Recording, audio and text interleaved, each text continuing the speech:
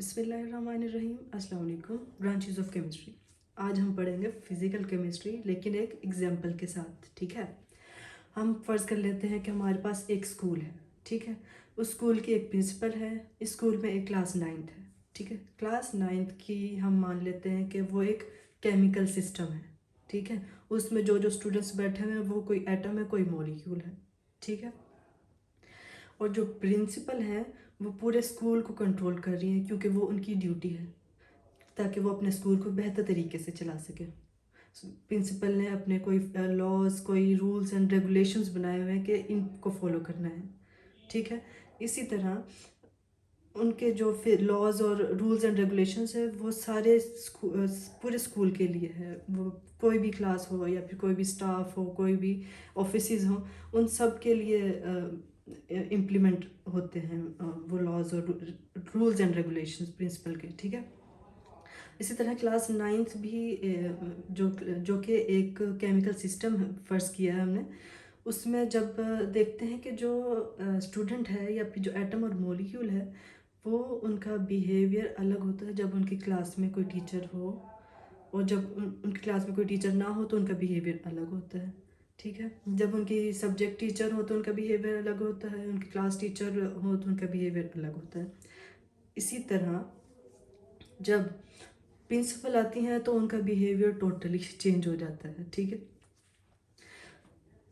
Principal फिर जब कोई एक्टिविटी करवाने के लिए कहते हैं कि हम एक्टिविटी कराते हैं, कि क्लास नाइन्थ की कंपटीशन कराते हैं क्लास टेंथ के साथ, कोई भी कंपटीशन करा लेते हैं, कोई गेम का कंपटीशन, वॉलीबॉल या फिर फुटबॉल, जो भी इनका जब कंपटीशन कराते हैं तो फिर जो क्लास नाइन्थ है ना, वो सारे स्टूडेंट्स मिल के फिर वो एक स्पेसिफिक करेक्टरिस्टिक्स शो करना शुरू कर देते हैं, जिसको हमने कहा है ना कि एटम और मॉलिक्यूल्स ये जब मिल जाते हैं तो एक स्पेसिफिक करेक्टरिस्टिक शो करना शुरू कर देते हैं, क्योंकि उनके ऊपर फिज़िकल लॉज इम्प्लीमेंट हुआ है। मींस के जो स्कूल की प्रिंसिपल हैं उन्होंने क्लास नाइन्थ को कहा है कि ये आपका कंपटीशन टेंथ के साथ है। ठीक है, ये एक एक्सटर्नल फिज़िकल लॉ है जो एक स्पेसिफिक क्लास के लिए है। ठीक है, फिर जो हर स्टूडेंट है ये सब मिल के स्पेसिफिक करेक्टरिस्टिक्स शो करना शुरू कर देते हैं, उनका मोटिवेशन लेवल बढ़ जाता है, उनकी एनर्जी बूस्ट हो जाती है, उनका सारी तैयारियां मुकम्मल हो जाती हैं। तो फिर इस तरह वो जब कंपटीशन करते हैं और जब विन कर जाते हैं तो उन्होंने एक ह्यूज कह लें कि विक्ट्री कर ली, अपने अपने नाम कर ली।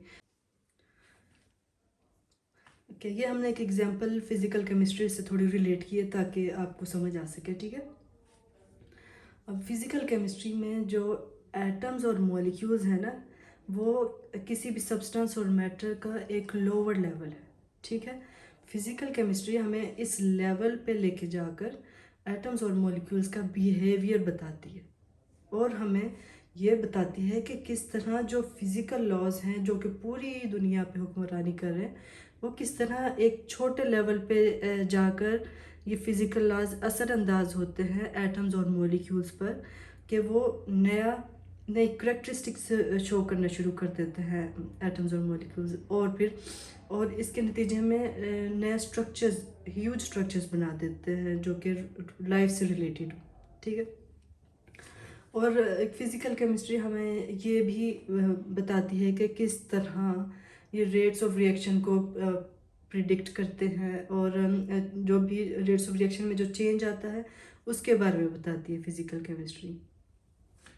अब फ़िज़िकल केमिस्ट्री हमें क्या डेवलपमेंट दे रही है?